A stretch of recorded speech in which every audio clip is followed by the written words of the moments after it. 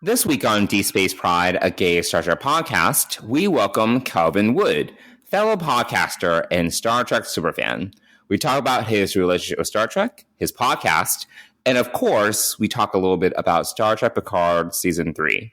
Thanks for joining us.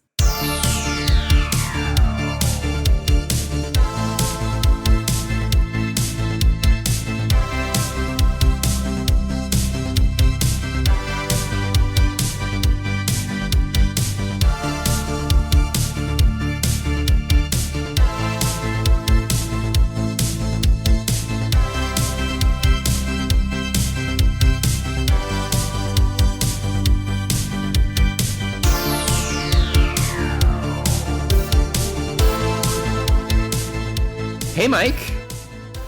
Hey, Johnson. Happy Easter / Holy Week. Well, Holy Week is over. It is Easter. Well, Holy Week's over. Yeah. How's your week been? Was it like everything that you imagined? Was it like crazy busy? It was busy, yes. Yeah. And then Dennis went and got COVID. So I know. And then I got COVID. Optimal. And you got COVID. So, do you guys both think that he got it first? yeah, I mean, there's not really much of a exposure risk for me. Yeah. So I can't even. Yeah, I mean, I don't think that we were both in Atlantic City, but again, we're not going to big parties and hanging out with tons of people and Right. all of that. So yeah, it seems most likely that he got it through work. Got it. So Yeah, that sucks. yeah, and it started more like a cold for him and a cough, which is really annoying because he would cough all night long and woke me up and Yeah, no, that's annoying. and realized that it was. I mean, I didn't. We just thought it was a cold. So, but yeah, turned out to be COVID. Yeah, but you guys feel okay. I mean, you're also on Paxlovid, so that helps. I'm sure. I mean, I just literally tested positive last night. So yeah, I have some extra postnasal drip, but I still went running today. So hey, I feel lucky to be feeling this good and to be positive. So. Yeah, I'll be honest. I was like, what? COVID's still a thing? Yeah. Because I haven't heard of people getting it anymore. Like, Dennis is one of the more recent ones. Like, before that, I don't really remember the last time I heard someone else getting it. No, I don't either. So, and so he worked on Thursday, and Thursday night he stayed a little bit late and did his own PCR test, and the PCR test was negative on Thursday night. So so it was actually a home test on Friday night that told him after a negative morning COVID home test. So it's just really weird. So anyway, so here we are. I feel fine, thankfully. Yeah. Obviously vaccines work, and yes. So science, people, science works. Science. We love science. Yes. So yeah, I'm happy that we, are both fine. He's got more of a cough and stuff, but I'm mostly fine. So I feel, obviously good. Went out for a run today. So, can't complain. But yeah. So happy Easter to us, though. Yeah. Going in, no going out, and. Except for walking Hamish. That's really, in fact, he walked him while we were recording today. So that was the first time he's been out since Thursday. So, there we go. There we go. So yeah. How are you doing? What's new in your world? How's your week? I'm doing okay. Work's been a lot, so just trying to keep my head above water. I took Thursday and Friday off, but I ended up just working Thursday because I just had too much to do. So I was like, let's just have meetings and do work. So I ended up working like 6-7 hours on Thursday. Oh, jeez. Yeah. So did you recall your PTO day or no? I'm like, whatever. I have so much PTO. I'm just like, I'm never going to use it. So it's no big deal. So yeah, there's that. And I think I mentioned this last time, maybe, or maybe not. I don't remember. I had gone on a couple of dates with this guy, but it kind of fizzled out this week. It's just been, I think there's just been starting to be a lack of interest on both sides. And literally our first date was a month and a half ago. Then we had a second date 3 weeks later, and we haven't even had a third date. It's just, it's too spaced out to really, I think, maintain a certain level of enthusiasm and interest. It's at a certain point. It's like, I don't think it's anyone's fault necessarily. I think it's circumstance, and maybe if we were both more enthusiastic, we would have pushed it forward a little bit. It was just one of those situations where it's like, okay, well. So. He lives across the river, so that adds to the complication a little bit. And so far, he lives not in that bad. Jersey, it's not that bad. That is, yeah. I'm not saying it's horrible, I guess but I'm saying it's an extra. It's sure. I mean, sure. That's like I think it's closer. I think it's closer than if he was to live in Brooklyn. Brooklyn's actually like parts of Brooklyn are really far, or Queens. Sure. So. But he has to take a bus to get to the city, which seems to be. He needs to get. I feel a lot of it's mental. Like he takes a bus, but it takes him 50 minutes on the bus to get to Port Authority. So that's not that bad. Meanwhile, I try to go to some areas in Brooklyn, and I'm like, this is typically like an hour. So I don't know. Yeah. Anyway, so that's over. But I'm kind of just like, whatever. Just like, when will death come? Ready to die alone. It's fine. You know? Right. Yeah. Well, just get back out there, and I'm sure that there are. I'm kind of almost like not in a rush to get back out there. It's kind of just like. Sure. No. Yeah. I mean, but it's also, it's funny. In the past, I've experienced sort of not this year specifically, but in the past, during Lent, I have often seen a dip in my in my life in general. I can't say if it's work and or personal life. And so, and then things inevitably get better after Easter. So, we're also getting into spring. So the weather in general has been warmer. Sure. So, yeah. So, yeah. Well, things will get better, Johnson. Things will get better. Yeah, no, I'm not like it's not like bad, It's this goes back to, I think, me just I'm very happy being alone. So it's also kind of like the dating scene is so much work. And I'm also perfectly content not dating or going on dates. So I need to like scrounge up the enthusiasm from somewhere, Yeah. So anyway. So we'll see, but no, the week's just been busy. It's mostly work stuff, and yeah, I think there were a couple of days where we were talking to each other. It's like 9 p.m. I'm like, I check some emails, I gotta do some work, Yeah, that's insane. That yeah. So, but that's the pace of my job. It's not that unusual, I think, for the industry. So got it. Yeah. Well, yeah, I'm used to it. It's not a big deal. It doesn't faze me. But work-life balance too, some... Oh, yeah, I have balance. I'm more social than you are, You are, absolutely. Yeah. Yes, you have a very full social life. That is true. I'm robust personal life, so I think I'm fine. You do. Yes. Yeah. Always with the dinners and...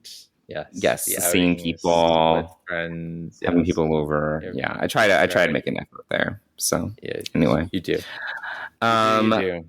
Yeah, but so we are getting close to the end of Picard season 3. We are 2 weeks away, and this week we thought that we would have another guest join us to talk not only about Picard, but also a little bit about his relationship with Star Trek. And his name is Kelvin Wood. I mentioned that in the intro. But yeah, and we talk about a little bit about this in our conversation, but I came across Kelvin just through, I think it really started through our Trexperts thing with Davey. And then that got me listening to a few other podcasts that are part of the BQ1 umbrella, which Trexperts is part of.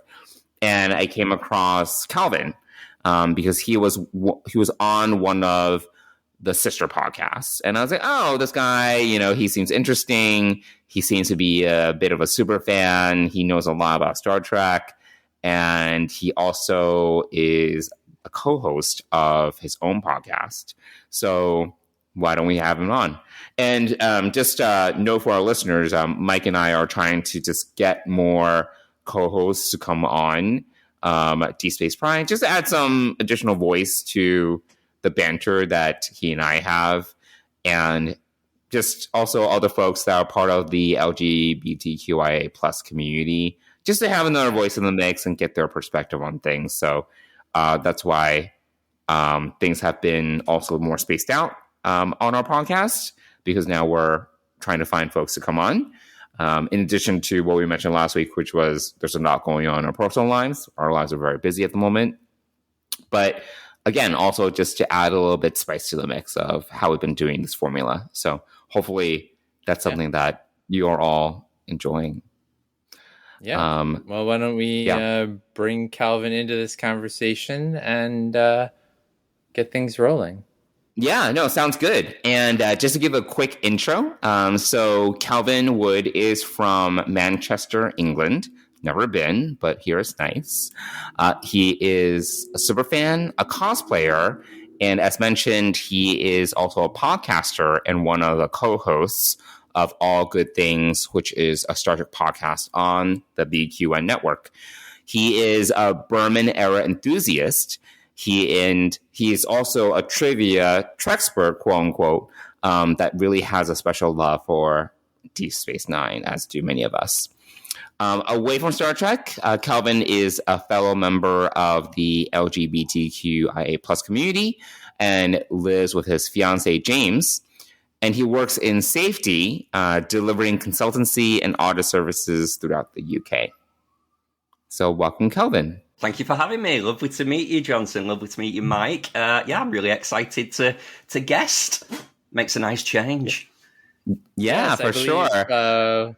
When you first reached out to us was actually when we were about to be on the Trexperts quiz, and you were like, "Don't beat my high score."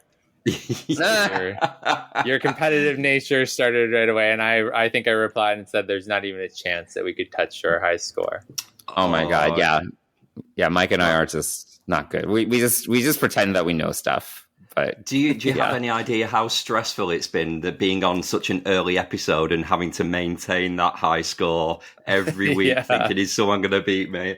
And I think I've earned a reputation of being a bit of a know-it-all in the trivia community for Star Trek now. So, but I'm proud of myself. I'm proud of it was a special Deep Space Nine Season 2 themed quiz. Oh, that was a hard one. Now that you're talking about it, I remember that. And that was when Davey had like really hard questions. Like I feel every question was almost a deep cut. It's season 2. Yeah. I would not profess that I'm a season 2 enthusiast. I mean, there are some great episodes, but I wouldn't be like, oh yeah, I know all about season 2 of Deep Space Nine. There was a behind the scenes round, which is not. I'm all very much story detail as opposed to which actor played this and directors. So, but yeah, poor Christos, he got his arse handed to him. Davey, sometimes he'll bust out the behind the scenes questions. I'm like, that's like, unless you're reading like Memory Alpha and you're also watching all the extras on these like Blu-rays, I don't know how you're supposed to know that. Okay, well, yes. Oh yeah, yes. If you have the right resources. I remember ours. Yeah, our behind the scenes round was pretty tough because it was Jadzia and Kira based, and the one question right now that's sticking out to me is what show Terry Farrell went to after she left Deep Space Nine, and I still can't remember the name of it. With Ted Danson, right? What was that called again? Yeah, I don't even remember. We learned nothing. That is the question that's like I want to say Booker. Like something like, or is it Benson? Or was it Ted Danson? I don't know. But I do not know. I've said to Davey, I have to stop listening to that podcast when I'm driving the car because there's a safety issue that I'm screaming at. There's like people at traffic lights looking at me must think I'm, crazy person. But I remember listening to your episode and it was the question about what's Kira's mother called. And I was just screaming, Maru, Maru, at the top of my voice. Oh my God. I wouldn't even get that. That's good. No. Yeah. No. So yeah, Calvin, just would love to hear a little more about, like how, what kind of role has Star Trek like played in your life? Would just like to hear more about that and how you got involved in the All Good Things podcast. Tell our listeners a little bit more about that and what you're doing there. Yeah, sure. So Star Trek itself I always refer to it as kind of the constant in my life. I can never not remember being a Star Trek fan. I'm just over 40. We'll leave it at that. And so I came in. No, we're kind of the same age group, same age bracket. Yeah. Yeah, I'm in that box. So I started Trek with TNG when it started in the UK. At the time, I mean, we're still 24 hours behind the US in getting Star Trek, but we were a few years behind. So I think it was probably when season 3 or 4, or like kind of best of both worlds time. Oh, same. But that's when we had it starting. Oh, that's when you started. Okay. But that was when we got season 1. So I didn't come straight in. But I remember a friend used to get VHS tapes from America. So I saw some of the earlier seasons out of order. And so I remember seeing the actual cliffhanger for Best of Both Worlds really early on.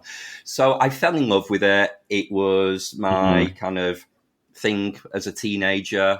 And I love to explain to people that Star Trek means something very different back then as a young gay kid in the closet, a bit awkward at school, not really into sports, doesn't have a huge array of popular friends.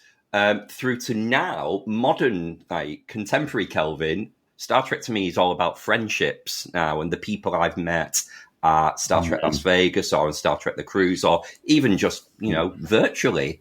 Whereas back in the day, without sounding too sad, Star Trek was my companion. They were my friends. The characters were my family. And, I could sit there in my bedroom for days on end, not seeing any humans, but just immersing myself in the world of Star Trek and all its details. So it helped a lot with the loneliness of being a young gay kid in the early 90s. Whereas now I have hundreds of gay friends who were all Star Trek fans. So yeah, it's been a huge 180. And I love that. I think it's a nice journey. So speaking of that, did you come out when you were younger? It sounds like you knew that you were gay when you were younger. Yeah, I think, when was it? It was probably 1998 when I came out, when I was like about 16, 17. I'd just finished high school. And in the UK, our kind of education system is you've got high school, which we finish at 16. And then you can do 2 years, what we call sixth form college. And then you go on to university if you're going into higher education. So those 2 years of sixth form are kind of, you finish school, you're feeling a bit more like an adult, people are turning 18. So we start drinking when we're 18. Well, legally, we start drinking earlier. But you're kind of becoming you're seen a bit more as an adult. So that was when I first started coming out to the girls in my little friendship group, as you do. And then I moved away from my hometown to where I live now, Manchester. It's got 3 universities, Manchester, so it's a very young city with a great gay scene as well. And that's kind of, again, it sounds very tragic, this, but I always say that's kind of when I feel my life started. That's when I established myself as an individual, a bit like Seven of Nine being freed from the collective. Her life started on mine started when I moved away from my parents.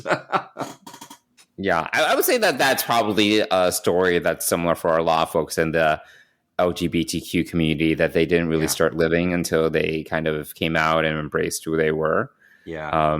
And that life changed from after that, so, and before that, it's kind of just this time when you were just trying to grapple with not letting people know, or just kind of hiding that bit of yourself, and I guess finding refuge in stories like Star Trek. So absolutely, I think for a lot of folks, that's really important, to have that kind of resource. I would imagine that also, knowing how you were watching Star Trek, it's probably good that it wasn't too serialized, because you're probably watching things out of order. I've heard that from a lot of people, especially outside the US. Even in the US, because sometimes it's very confusing, because in the US it was syndicated. So it wasn't always playing in order. Sometimes there would be like a baseball game, and then the station would, instead of showing Star Trek, if the baseball game went long, just keep on showing the game. And then you wouldn't get that week's episode, and then it will air the next day at like 2 a.m. Like, it was just like very like all over the place. Yeah. So even for us folks in the US, I don't think it probably was a good thing that it wasn't too serialized back then in the early 90s, especially, because it was very confusing. It wasn't too bad for us, really, in that towards the end of TNG, we got like cable services in the UK, Sky TV. Right. As it was then. So all of Deep Space Nine and all of Voyager were all in order. But the UK used to do this really weird thing of they would show a season of Voyager, and then as soon as that is finished, show the same year of Deep Space Nine, as with the overlap. So we were always very neglected that we got Deep Space Nine late. And we always got Voyager early, because I remember...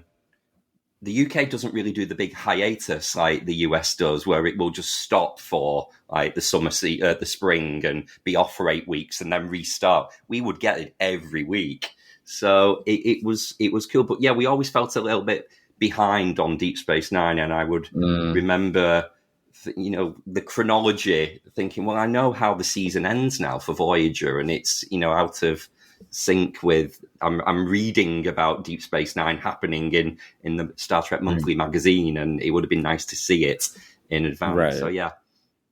Oh yeah, I think that's because Voyager was floating a new network at the time, so selling Voyager out to other cable companies like Sky would have made a lot more sense, whereas Deep Space Nine was still syndicated in the US. For its whole run, so it never made the leap over to a specific channel. Whereas Voyager launched what was then UPN, United Paramount Network, UPN, and then that became CW, I think, right? Johnson. They merged with the WB to become the CW. Oh, WB, WD, yeah. So that makes sense that you got you got Voyager first. But did you ever find any mates in Manchester when you were when you were there that liked Star Trek, or like where did you? Yeah, I had a primary school friend who I lost touch with in high school. We just kind of were in different year groups and kind of stopped hanging about together. But me and him would watch it together, and he was the one who used to get the VHSs. For his older brother used to get them delivered from America. And then I remember a few friends in it was, you know what high school's like for the little groups. It was, I was with the geeks, let's face it. Sure. But I remember we used to collect the Playmates action figures. So that was kind of our thing. And then later they released like a customizable card game. Yes! So I was so into the collectible card game. Yeah, so I used to love that as well. So we would play that, and I think my dad would drive me around to his house on the other side of town every Wednesday night, and we'd play the card games. And all my friends were into Magic. I don't know if you're familiar with the Magic card game. No. Oh, okay. Those are really big in the US. I don't know internationally. I feel Magic must have like an international presence, but now it's like the Pokemon card game. Now everyone's into Pokemon. But yes, I had one other friend that was really into the collectible card game, and we would just bust it out. But it was literally just me and him. That was it. There was nobody else. This is two of us. So I had a few friends in that way, but it was more my kind of coping strategy when I was young was just to go under the radar. Just be don't put your head above the parapet, because then you become a target for bullies or unwanted attention. So I was a very quiet kid. I used to I joke that I went up to my bedroom age 12 with a Super Nintendo and came back down when I was 18 years old. You know, so I just lots and lots of quiet time. And yeah, my parents were very generous in terms of financially with me. They would just throw a lot of money at me as a problem. And so I had all the toys. I had all the VHS tapes of Star Trek. So I was very happy in my own little world. But then, as I said, when I went to university, it was a really exciting time. Do you remember Queer as Folk, the TV show? Yeah. Well, it was the UK version gave rise to the US version, and it was filmed in Manchester on Canal Street, which is the gay scene here in Manchester. And I got a job in a bar, and I worked in the bar that is on Queer as Folk, called Via Fossa. So I went from being very a loner to like an explosion of working in Manchester's busiest gay bar. So that was quite a learning curve socially for me. But all that time, Star Trek was there with me all the years. Yeah. So at what point do you think obviously you came out in your later teens, early adulthood, and then you got into like cosplay, and obviously you're very much embracing the culture of Star Trek now, and you're now also a podcast host. At what point did that all start to come together for you? Very recently. So like a lot of people, the pandemic kind of change things. So James and I, my partner, went to a few of the UK conventions, met a couple of friends from up in Scotland, and then they convinced us to go to Star Trek Las Vegas. Now, when I was younger, I wouldn't have been able to afford that, because it's not cheap flying from the UK. Oh my God, so far. In Vegas for a week. So when I was financially able to do that myself, and I was with a partner who's also into Star Trek, that probably would have been a bit of a no-no for some of my exes.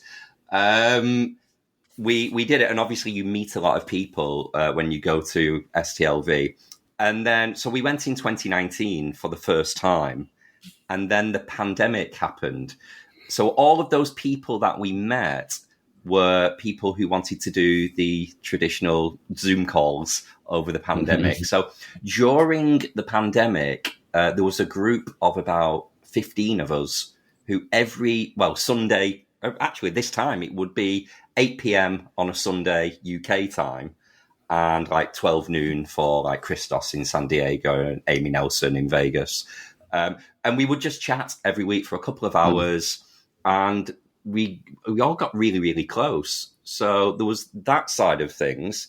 And during the pandemic, when we were all locked down, you couldn't go out to restaurants, you couldn't go on holiday. There was nothing to spend your money on. So we spent all of our money on Star Trek cosplay. And there was a very infamous eBay seller who a lot of people get their stuff from. She just started the business. And so we amassed all of these uniforms, my partner and I. I'd only recently started using Instagram. So I was putting all the pictures on Instagram. And then when we were able to, we were then talked into going on the Star Trek cruise, which is, in my opinion, the kind of the pinnacle of conventions for Star Trek. So we went in February this year and last year as well. It's... How was it? How was the cruise? Was it fun? Oh, it's like being in the Nexus. It's amazing. It's so immersive. I mean, you can't get away. You're on a cruise ship with you're literally trapped. Fans. You're trapped with all these other Star Trek fans. Yeah. So it's like, because all the gays get together. So like, it's like doing a 7-day gay pride with, like, you think of like a works business conference with an itinerary of like lectures and seminars. imagine overlaying that onto Pride. Like, it's exhausting, but amazing. It sounds exhausting. Really good. Yeah. With an unlimited drinks package. It's really exhausting. Oh, nice. Oh my God. Yeah. Wow. So James and I have lots of friends. We've networked and know people, and a lot of, Amy Nelson has been podcasting forever. She's, queen of the BQM podcasts. She's on Galaxy Class, Union Federation, all good things. So we've always known Amy as a podcaster, and then Christos got into it, and Davey, and so Amy reached out and said, "Do you?"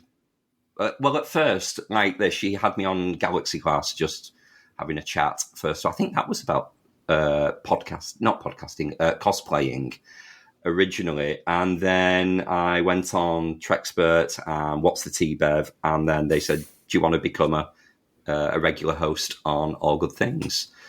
Which is right up my street because it's all Star Trek, so everything, So without showing my kind of encyclopedia knowledge of trivia comes in quite handy on that show. Yeah. So I've been doing that for just under 6 months now. Right.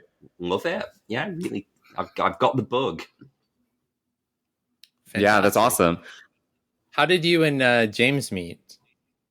And how did what? Obviously, it sounds like Star Trek was sort of a piece of your bonding, but I'd love to hear more about how that came about. So it was all very romantic. It was on Grindr. Okay, that works.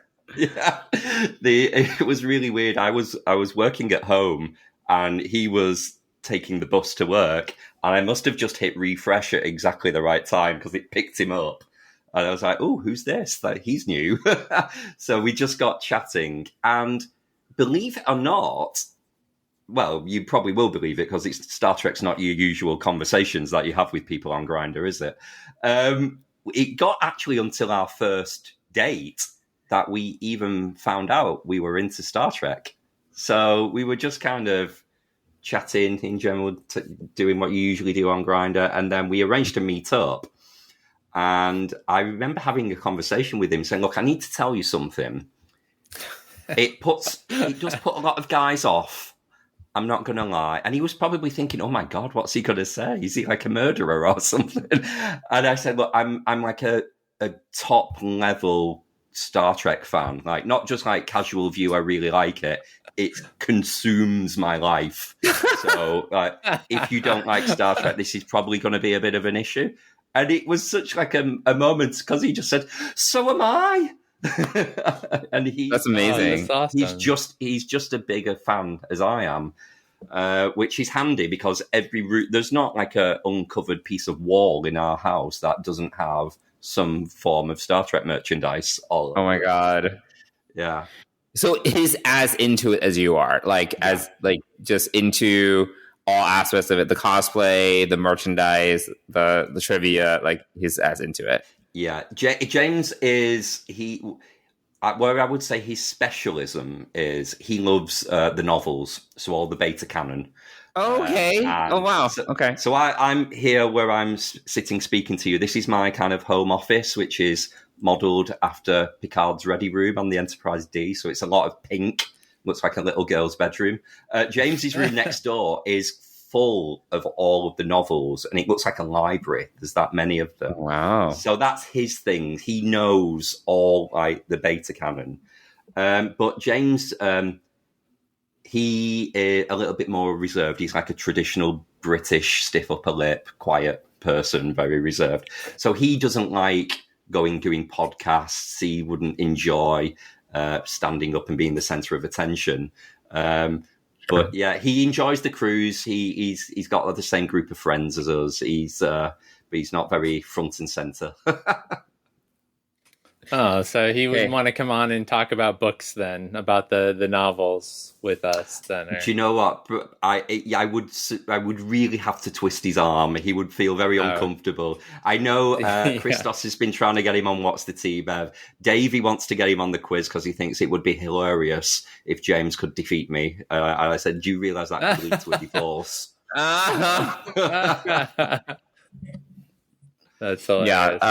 Mike and I are in. Like Mike and I also had a. I mean, Mike, I think reads the novel still pretty regularly, but I think we both kind of, that was one thing that we connected over when we initially got to know each other about Star Trek, because you have the more casual viewer, but then you have the Star Trek fans that read the novels, and you have the technical manual, and you have a copy or two of the encyclopedia, and that's, I feel, another level.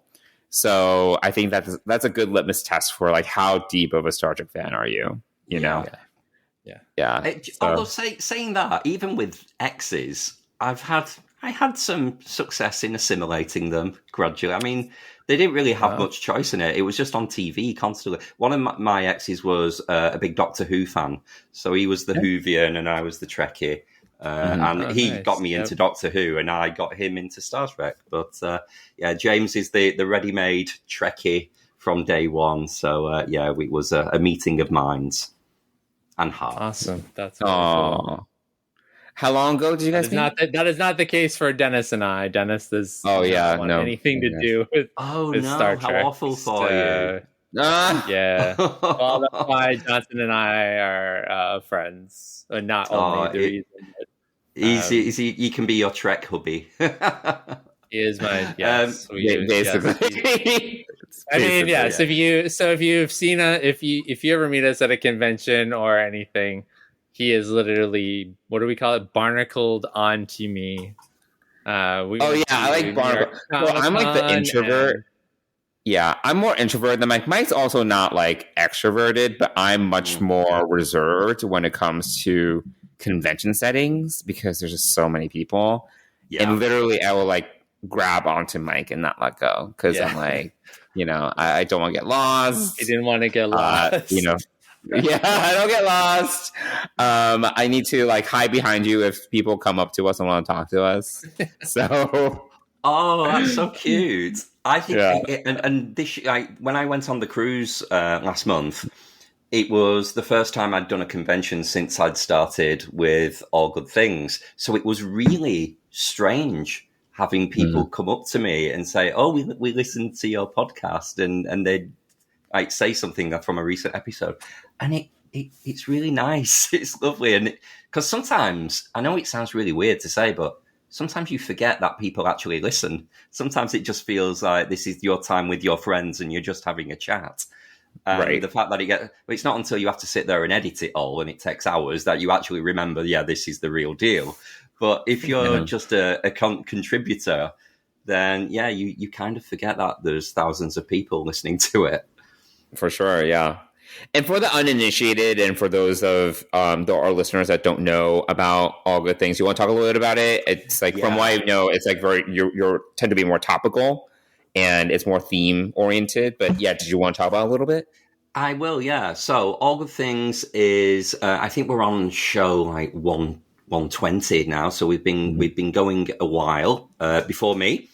And we celebrate the mantra that all Trek is good Trek. So we want to discuss everything from classics, Star Trek, the movies, all the Berman era, and even Kelvin timeline, and obviously the new Trek. So we bounce around the franchise like crazy. So there's no kind of sequential.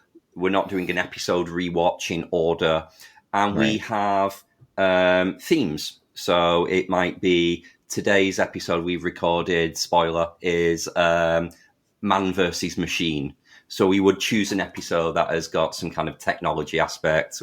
This week we chose The Ultimate Computer, the Richard Daystrom original series episode. So we have lots of different themes, and then we will usually either choose an episode to review that fits in with the theme, or we will just kind of throw opinions. So last week's episode was romance in Star Trek, and we all just came with a couple that we wanted to kind of discuss, be it one of the main romances or a romance of the week, or a couple that we didn't really approve of, and just kind of gave our opinions on it. So it's very opinion based, and we like to kind of draw some real world kind of effects on how it's affected you personally in maybe in the workplace or relationships with family and friends based on something that's occurred in Star Trek that has affected you. So we get quite personal with it as well. It's not just me pointing out all the continuity errors in episodes, which sure that happens as well. Sure. Yeah, no, I love that. And speaking of romance and relationships in Star Trek, I think that's an excellent segue to my next question, which is I would love to just hear, given especially your history of Star Trek and your own journey, what you think about Star Trek's representation of just LGBTQ plus characters over the years, and how that kind of coupled with your own journey, how you saw that, how you related to it. Obviously, there's been ups and downs, but would love to hear what your thoughts are about that. Yeah, it's interesting because hindsight is a wonderful thing, isn't it? And we've all heard the hundreds of documentaries, opinion pieces, how the gays were done dirty in the 90s. They had representation of every kind of like aliens and every subject matter and attitudes to computers and holograms, but they just wouldn't have a same-sex relationship or a gay couple. So we had to really latch onto what Star Trek was very famous in doing, of addressing a subject without directly referencing the subject. So we had to find the queer storylines in episodes like TNG's The Outcast, DS9's Rejoined, DS9's Chimera, all of those episodes that the gays would look at it and go, oh, yes, I know what this is about. But casual viewers wouldn't actually recognize that they were watching, Enterprise, Stigma. They wouldn't recognize that they're watching an episode about the AIDS pandemic with the gays and kind of society saying, oh, we don't care about them. We won't put resource into finding a cure. So at the time, I wasn't going on any kind of marches and saying this is unacceptable, we demand change. I was just loving Star Trek. So those episodes would resonate a lot with me, and they would be my favorite episodes. But it's only now looking back at it as an adult that I am outraged. That it's like, how was this allowed to happen? And it wasn't like gays weren't in every other like TV show and drama in the 90s. So I don't understand why Star Trek didn't embrace it. So there's that aspect. And then there's also, there was just such a miss, there was some great opportunities that if they'd have just let Garak be gay, Andrew Robinson himself says he played him as a gay man. He was supposed to be a predatory homosexual who was after sleeping with Julian Bashir. That's how he played it.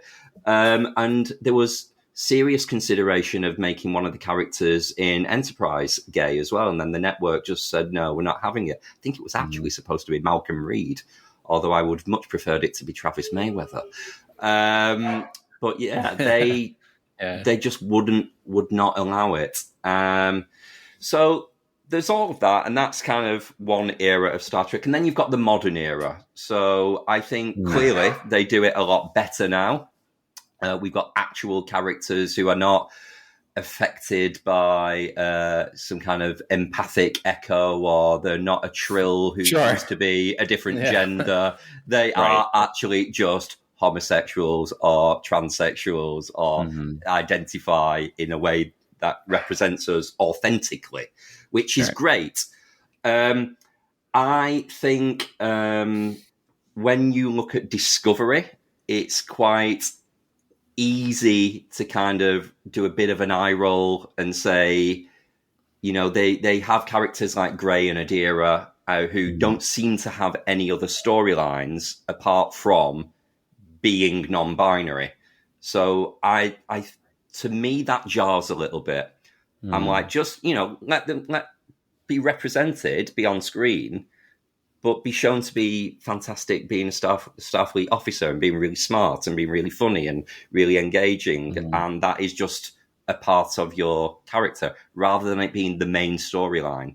So I even think for modern Star Trek, that's a little bit behind the times. If you think of gay representation in TV in the late 90s, the only storylines that gay characters had were coming out storylines or, dealing with your family. They weren't just gay, but had a decent storyline. It was all about being gay. And I think that's kind of where Discovery failed a lot by the way they wrote Gray and Adira.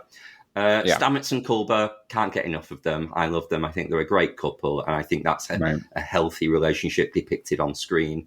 And even just casual conversations in Strange New Worlds, they just dropped it into conversation that Christine Chappell's had relationships with women. Right. And it was, just a throwaway comment. Yeah, it's very natural. Right. Yeah. So we're a lot better now. There's a lot more diversity, representation, and it's cool. And I will say special shout out to Jesse James Keitel, who I think was the standout guest star of Series 1. It just more. Just drink them up. A fabulous character, fabulous actor. Yeah, hopefully we get to see them again in season 2. With or without Cyborg. No, I can't.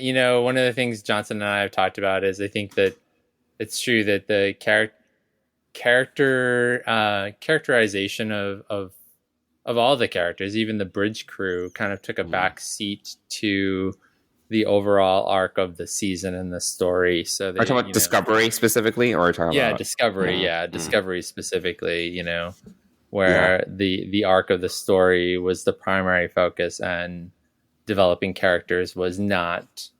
Right. And I agree with you, Kelvin. Like, I can't get enough of Culber and Stamets and their moments together, and it would be great to see more of a focus on that. But again, Discovery is a show all about the arc. It's kind of taken the arc and gone to 10,000 instead of focusing. And then we get these vignettes, as Johnson and I say, like, we learn about characters during a red alert emergency in the middle of a battle scene or whatever, when they share take 2 minutes and share their story about something. So it's the way that Adira and Gray's story, certainly Gray for sure didn't really have a plan once they kind of got him a golem, or them a golem.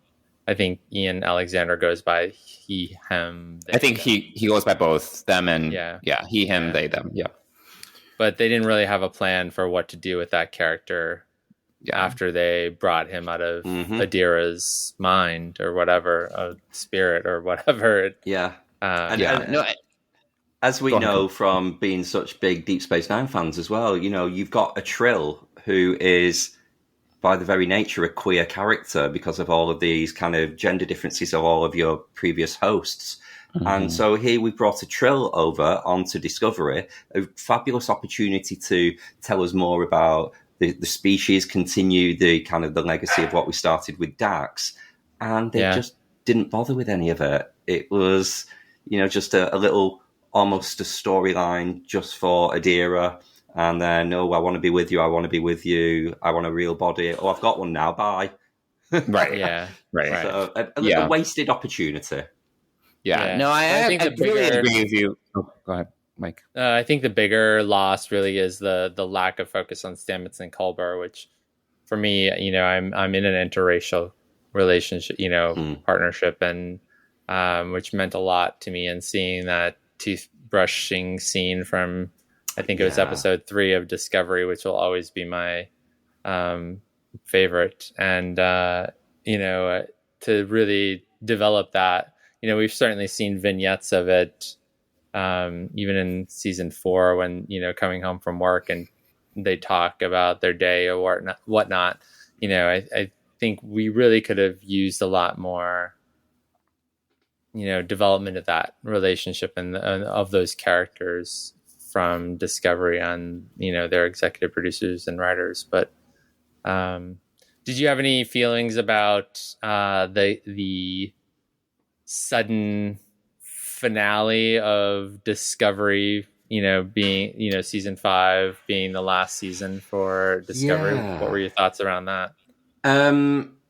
Again, I have to kind of separate my just general passion for Star Trek and kind of the as Marina Sirtis calls them, the suits. So like the executives who make the decisions. So I can understand why this has happened. And that doesn't make it right. I'm still very upset about it. I love Discovery, despite actually just spending 5 minutes slating it. I do love Discovery. But the money has got to go somewhere. And I think they've suddenly realised in giving us Strange New Worlds and Picard Season 3 that you don't really need to... You can... Yes, I think Star Trek could be evolutionary, not revolutionary. They don't have to constantly change it and it be so different from the normal template. You can just give the fans what we want. We can just get our comfortable Star Trek that we've always known and loved. And we will watch it and we will give you those ratings and you will be successful. And we've demonstrated that now. So because Discovery was so different and it wasn't everybody's cup of tea with the kind of real emphasis on feelings, emotion, Michael Burnham saves the galaxy every week. And this underdevelopment of the B cast, it wasn't everyone's favourite. So I can see why it's been cancelled. But they delivered the news. It was very anticlimactic. It was while we were on the cruise. And and Doug Jones was on the cruise with us. So he found out when he was also on the cruise. I heard about this. There was like a Zoom call or something. Yeah, they had a Zoom call in the morning with all the actors and the producers, and then Doug was just on the the itinerary of the day. He was being interviewed by Connor Trinier. So a few hours after he heard the news, he was in an auditorium with 3,000 Star Trek fans, one demanding answers, and he was like, "Oh wow! I've literally just been told myself. We didn't know this," and it was very emotional. He literally just found out he's lost his job. So yeah, it was very moving. Sonequa is headlining the 2024 cruise, and they constantly change which actors are going to be joining based on kind of scheduling conflicts or just contracts. But I strongly predict there's going to be a lot more Discovery people added to next year's cruise, and it's going to be a big kind of send-off and celebration, and it's going to be very Discovery themed, the cruise. So I'm excited for that. I think it will be lovely. Yeah, great. What while we're on to these new series, what are some of your thoughts on Strange New Worlds, Lower Decks, Prodigy? We're going to get into Picard, so we'll hold that for last because we've got a lot to talk about there. But what are your thoughts on some of the other series? Well, Strange New Worlds, I don't think I've met anyone who doesn't say they love it, especially if they've been, DS9 Voyager, TNG fans, because it's more in that format. I loved Series 2 of Discovery. So when we met Ethan Peck and Daddy Pike, when they first came in, we were, I was probably, hashtagging on Twitter every 5 minutes. We want Strange New Worlds, and we got it. So I love it. I love all of the characters, and they are real, fully imagined, realized characters. You have, a Uhura episode, you have a Chapel episode. I love number one. She's, I'm a very basic gay. I love all the strong women in Star Trek. They're my female role models. My favorite Star Trek character of all is Jadzia Dax. But I love Strange New Worlds in its appearance, in its storytelling, in its characters.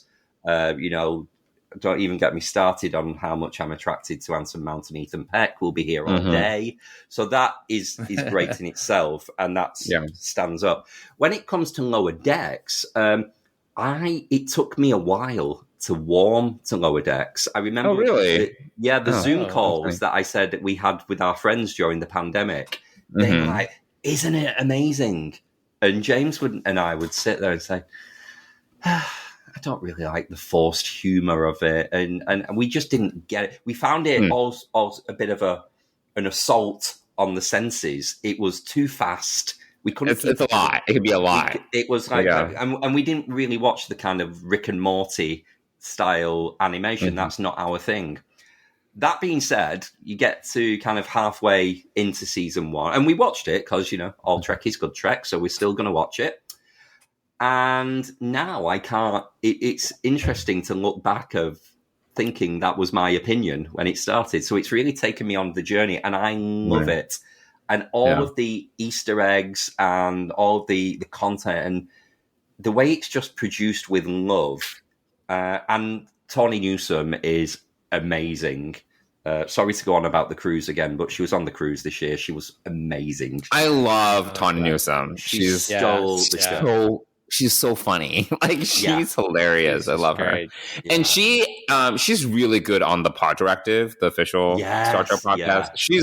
I laugh at, she and Paul Tompkins have such good chemistry, and they're both hilarious. It's a really good podcast. There was one point on the cruise. She just got up on the cruise and she said, "Someone give me a phone." Plugged it into the DJ box and just played Beyonce's new album and just danced on the dance floor with us for the entire album, track by track. And there's no kind of, I'm the celebrity here. There's, you keep your distance. If you want to photograph, you've got to pay. It was just, she's so welcoming. So yeah, we're all lobbying for her to come back. Well, she's a fan too. I think, before she even got on the show, she's a fan. She was a fan. Yeah. So she grew up watching Trek. So she's just like the rest of us. And the fact that she loves Deep Space Nine. Deep Space Nine's her favorite. Yeah, she does. Yes. Yeah. So love Lower Decks. Prodigy has been such a pleasant surprise. Oh my god, so good. I did not expect it to be this good. Yeah, same. So, kids show, it's been targeted specifically at children. Okay, well, that's fine. I'll still watch it. To watch it and then see how beautiful the animation is, how gorgeous the music is, and then how much Janeway we've got. It's almost like, this is almost like the Voyager sequel show. Yeah. And a lot of people don't even know that. They kind of just say it as the kid. I know some really die-hard Voyager fans who still say, "Oh, I've not got round to watching Prodigy yet." I'm like, what? No. Yeah, you gotta watch Prodigy.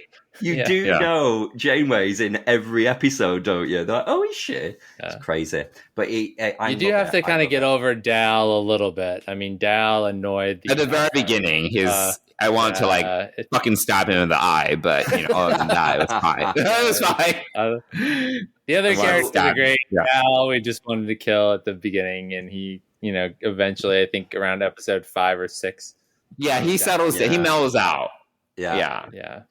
The kind of missed opportunity, I think. So we've just had it announced that they're going to make this Starfleet Academy series, which I'm kind of a bit meh. I don't want 90210 in Star Trek. I don't want all of that. But I thought if we were going to do an Academy series, that's what Prodigy should have become, because you've got these kids.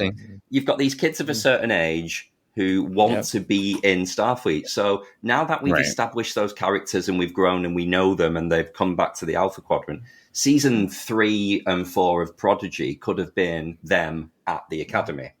So I think that's a bit of a miss. But you know what's interesting? I'm wondering if my skepticism around this Academy series is the same thing people used to think back in the day when they were hating on the concept of DS9 being a space station that doesn't go anywhere. Whereas obviously now there was nothing wrong with that format. It's great. We love it. But at the time, people were concerned. So I'm wondering if my concern is Starfleet Academy is on Earth. I don't want San Francisco being blown up every week. I don't want some massive threat to Earth each week. I don't understand what the concept is going to be of here's some kids with some drama, and working through your life skills. I'm a little bit less excited about the 32nd century setting, to be totally honest. I'm fine with Discovery. I have a more hate than love relationship with Discovery, to be totally honest, as Mike well knows. for some of the reasons that we already talked about. But I'm also kind of like, because we know it's going to be set in the 32nd century, so I'm like, I'm not like sold on the 32nd century yet. It's fine.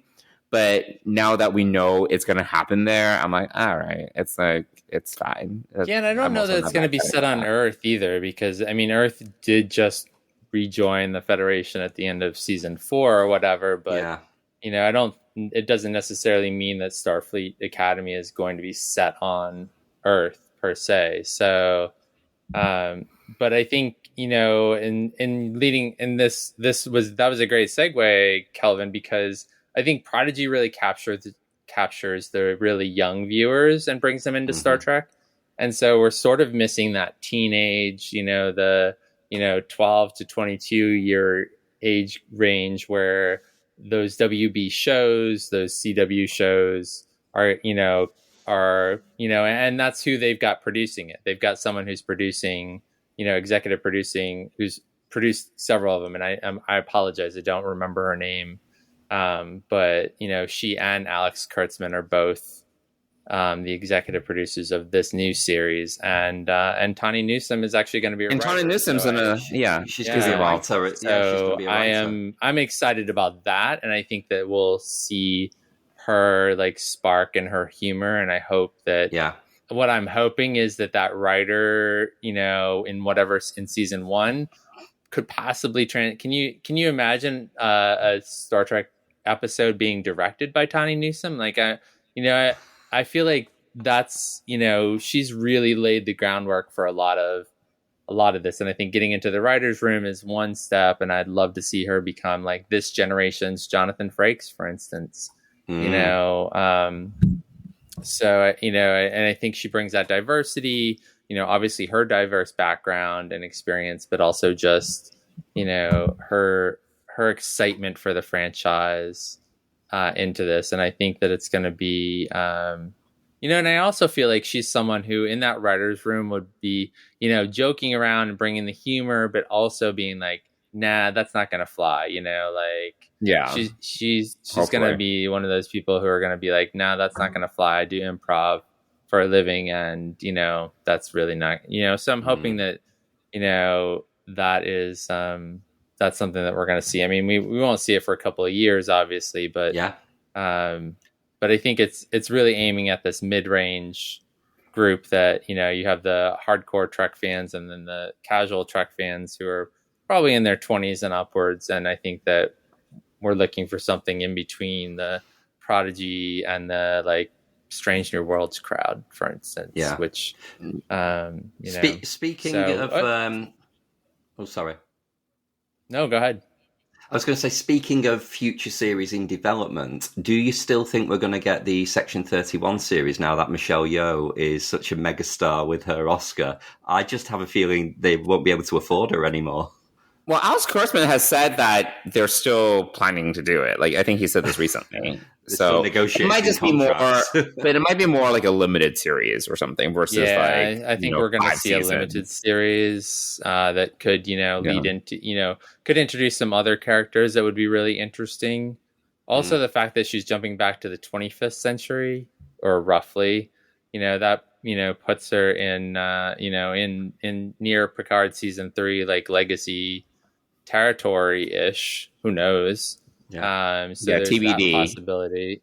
So we don't really know where she ends up, but I think, I think it's still a possibility. And I also think it is because Michelle Yeoh actually really does love Star Trek. She loved that character. So, I'm hopeful that it will, but I think that like everything, not unlike, Star Wars, things are announced and then they never, they're canceled to, 2 months later. This has always been on the table, unlike things in Star Wars. But I think it's still a possibility. I don't know about who's producing it. I guess there was some issues with the two writers who are putting it together. I don't know exactly what happened. I don't know that we'll ever know what happened, but so I don't know if because you haven't really heard much from them in a really long time. So and I don't want to mess up their names. Yeah, but I think it's definitely a possibility. There's this other thing, Khan, that they've tossed around, which actually I am not really all that interested in. You're talking about like the podcasts? Is that the one? The podcast, but there's also like there was some books written about Khan that that James would probably be able to tell us all about. It's a Nicholas Meyer, isn't it? He's involved in it. Yeah, he and some other people have pitched like a storyline, like a limited movie, like movie of the week or whatever type thing. So that I'm not really that excited about, but I mean, give us more Strange New Worlds, give us more Prodigy, give us Star more Trek Lower Legacy. Deck. I would think Star Trek Legacy. Yeah, Legacy. So do we want to get into talking about Picard now? Johnson, well, I had just one more question since we're kind of on the topic of like what we want to see in the future. So, Kelvin, I totally agree with you when it comes to this was like 20 minutes ago, but your thoughts on just like representation in Star Trek and everything you said, like including what we've gotten, which I think Star Trek, when you do metaphor, it can do metaphor well. And I think there's a reason why we still talk about the outcast. Like, it wasn't a perfect representation, obviously, but I think they still did a great job story-wise and the intent, and also how Riker, his character development in that one episode, it was good. Like, story-wise, it was good. But I totally agree that, like, that over the years, we could have gotten much more. And even in recent Star Trek, like I'm totally on board with what you said about Gray and Adira. Like, I feel that representation without good story is such garbage. Like, it's like if you don't give these people good storylines, it's like, what's the point, right? They're just like token representation. It doesn't. You're not really. It's not good. It's not actually like giving them something meaningful to do. So it's like, are you connecting with the audience? So whatever. So. Where do you want to see Star Trek go when it comes to where it takes LGBTQ plus representation in the future? Where would you want to take it? Oh, that's a hard question. Mainly because I don't know where I feel that we might be underrepresented here and now. So. I think Star Trek is doing a good job. Just to kind of say what we've just said, if you are going to have representation, give them something to do. So that would kind of be it. Don't make the same mistake again of Gray and Adira. Have representation from all across the spectrum of LGBTQ plus. But just make them fabulous characters that we want to. But it's just very, very important that we don't kind of take any steps back. So I am aware politically there's a lot of stuff going on in the US now with the drag ban and things. And so I wouldn't want any progress that's been made within Star Trek to be eroded by any cultural. I don't want 2 steps forward, 1 step back, put it that way. Right. So we need to maintain this trajectory. What's really interesting, sorry to go full political and maybe off topic, but talking drag, the UK lost a very famous drag queen, Paul O'Grady, Lily Savage, a couple of weeks ago. And such a beloved TV personality here in the UK that the TV network aired a special 1-hour tribute to the guy who played the drag queen. And this is like the drag queen Lily Savage was a game show host in the 90s and just adored. So much like the kind of attitudes on a lot of things here in the UK, we really don't understand why some places in America are trying to ban drag queens as being like a dangerous influence on children.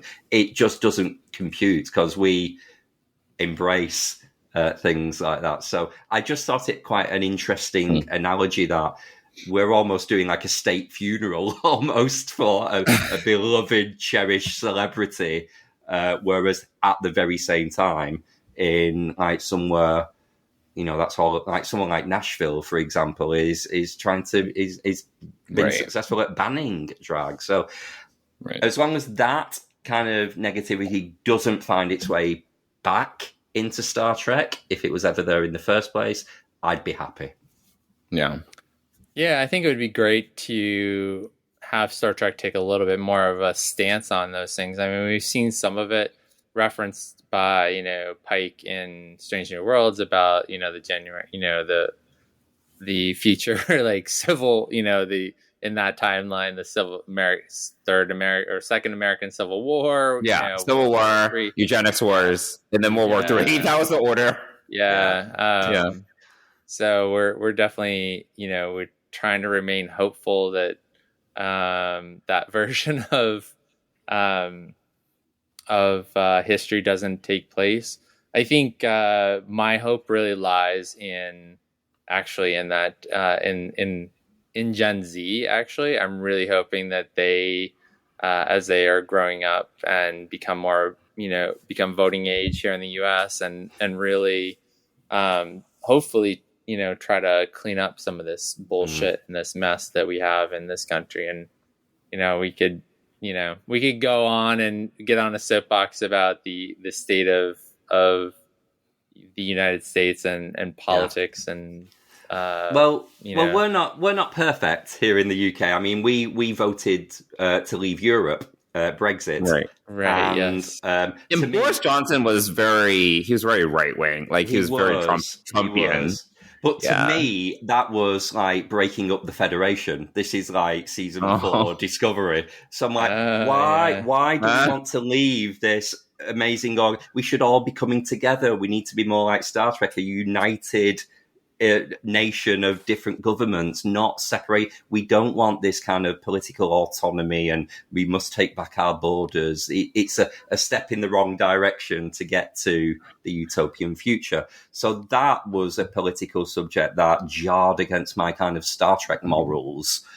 So the UK, we're not perfect by a long stretch. Yeah, it's just complicated, not to get too deep into this, but America's a big country. It's massive. And obviously when you have that many people from that many backgrounds, it's just, you're going to get so many dissenting opinions and everyone thinks they're right. So this is, and I can't even imagine dealing with like a Federation level kind of situation where we have 150 plus planets. Like I can't imagine like managing that kind of government. Like how many opinions do you have? And I think that's where in more recent Star Trek, obviously more with starting with DS9, really there's a lot of dissenting opinion, right? There's a lot of disagreement actually, and not everyone's happy. So I don't know. I'm a more realist. Like I'm like kind of like, I kind of appreciate Gene Roddenberry's utopian viewpoint, but I'm also like, who's like, what kind of reality would we live in where everyone kind of is on the same page? Like, like that's not realistic. Yeah, but that's kind of one of the things I love about Deep Space Nine is the themes of Deep Space Nine with the kind of the politics and the religious aspect were what made it interesting. And no disrespect to Gene, but they kind of had to wait for him to die because he would never allow it. And it was like, right, great, let's have a show that's really political about all this war-torn, invaded society. Also spiritual. That spirituality became a huge piece of it, and I think that's one of the things that attracted me to it as well, is this idea that science and spirituality can coexist, and that you don't need to. And yes, there was the political piece, but it didn't focus. And I'm in the middle of a rewatch of it, which I haven't done in a long time. But the politics is not standing out to me as much as some other things, like just the depiction of, a father and a son's journey, a black father and a black son's journey, single father, it's such a great show because it's so complex and so, so diverse of a, my hope had been that Discovery would have followed the same path as DS9 and really developed their secondary cast in a way that, Deep Space Nine did. And granted, you had 26 hours of television back then, and you have 12 to 15 hours of it now. If you're lucky. Yeah. So, I know that television is a little bit different, but I still think that there was an opportunity to really work in those bridge crew into the cast more, getting to know them and their story and having them become more of an integral piece of it. And kind of like Ewan Johnson says this all the time, Michael Burnham saves the day every week. Yes, our Lord and Savior. Yeah. Michael Burnham. A galactic event. A galactic galactic event. Everything's galactic. Yeah. And talking about your feelings constantly, there was a really funny scene in Picard season 2 where Seven of Nine says to Raffi when she's talking about Elnor just dying, and she says, "Do you want to talk about it?" And she says, "No." Who carries on? Now, if that was Discovery, that would have been 3 episodes of talking about. Yeah. So I mean, it's but Deep Space Nine is always going to be my favorite. Yeah, absolutely, because it balanced everything so well. Yeah. So everything. Yeah. And had those dark episodes too. In the Pale Moonlight. The even the Bell Riots. I forget the name of those episodes. Past tense. Come on, Mike. Sorry. This is the trivia part that I don't know. I remember general things, but here's why I can't win at trivia. I can't even remember the the big one where Benny Russell and Far Beyond the Stars. Yeah, Far Beyond the Stars. Thank you. Yeah. So. I mean, it's just some incredible standout episodes like that. And when we were talking recently on another episode, it just reminded me that even the worst episodes there's still some incredible character development and foundational stuff in there. The Storyteller, which is a season 1 episode with Bashir and O'Brien.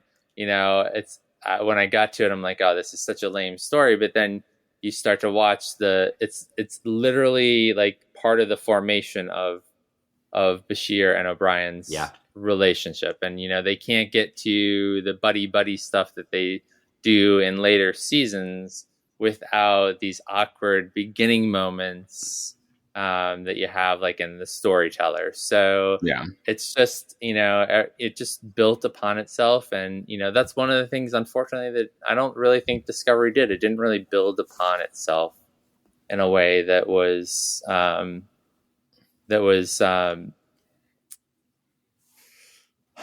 constructive, in the sense of like, it wasn't building a foundation. It was just kind of like again, it goes back to the focus on the story arc over the character development. Like, I think we would have all loved to see a little bit more of what 32nd Century Life was, with some one-off episodes of, with various collections of the crew, doing different things that would, seem to be important, or, would be pinnacle in the 32nd century, and let us get to know that universe and that time frame. I guess we're going to see some of that in Starfleet Academy, but there was a scene in one of the later episodes in season 4 of Discovery where Burnham gathered the bridge crew to kind of problem solve and strategize about communicating with the 10C. And what me and James commented on was that they had Nielsen, Lieutenant Christopher, the new one who they just randomly threw in there to replace Bryce because he suddenly wasn't there. Oh yeah, he was like, bye. Yeah. But he got another job. It probably gave him more character development. All of the dialogue that they were all delivering individually, there was no legitimacy to who was saying it, because it could have been any of them saying it. So if you look back on, say, Deep Space Nine, you couldn't have just given Kira's script to Terry Farrell to read. Right. It would have been like, she wouldn't say that. That's not her. But because we don't know these characters and they were under development, it's like, how am I supposed to appreciate that Nielsen is a astrophysics expert? Right. You've never once told me anything like that about her, and all of a sudden she is, and she's delivering that. And so that's what affected it. There was no legitimacy to those characters. Yeah. I actually think, and I've told Mike this straight up, I think Discovery is not a good show. Like, I don't think it's a good... honestly, if it wasn't Star Trek... If it wasn't Star Trek, it didn't have like the Star Trek going for it, and then it had all this goodwill to work on. I think it's a bad show. I think it's not well written. I mean, it has some stuff going for it, but I'm sorry, it's not a good show. It's not a good show. I'm sorry, but that's my opinion. Anyway, we can move on. But let's move on to the big Wilson show Cruz. that we're. Yes, let's move on to something that we all clearly love, which is Picard. We can talk about Picard now. Yes, let's talk about Picard season 3. Yes. So, Kelvin, I listened to your What's the Tea, Bev episode. You had some definitive opinions, and so I'm going to call you out on a couple of these. Okay. Wow, this is ages ago. I can't remember. Well, I'll remind you, your feelings on Worf. Your feelings on Worf prior to this season. You kind of went off on Worf a little bit in your What's a T-Bed episode. Like, you don't... for our listeners... for our listeners, Kelvin basically said that he's not a big Worf fan. I know, and everyone says, how can you be a really big Deep Space Nine fan and not like Worf? It's like, I don't dislike him. I just... As fans, we kind of idolise these characters, and you're like, I want to go and have a night out with Jadzia Dax. She'd be so fun. I'd really get on with them. And then I respect, and I want to solve a problem with Data, and So, but when it comes to Worf, I would just hate to be around him. He's the worst aspects of toxic masculinity. He would make me feel a lot of internalized homophobia. I would feel like that young kid from Back and Beyond who I was just describing, because we're so different, and I'm also, I believe the tricorder is mightier than the phaser. I'm a huge pacifist, so running around with a mek'leth chopping people's heads off is not for me. Don't even get me started on his relationship with Alexander. He's the worst. Oh my God. He is a bit of a deadbeat dad. Yeah, he's a bad dad. Yeah. Did you see the meme where he says, Slayer of Gowron, House of Martok, Son of Mog, and someone says, Father of Alexander? He goes, who? So I'm not the biggest Worf fan. I hugely respect Michael Dorn for everything he has done to develop and that was Klingon clear. species. That was clear. Yeah. And I love General Martok. I think he's a fabulous Klingon, and I like the Klingons. But I'm not the biggest Worf fan. Has that changed at all with what you're seeing with Samurai / meditative Worf in Sensei Picard Worf season 3? I mean, he's still like cutting people's heads off, though. Like, No.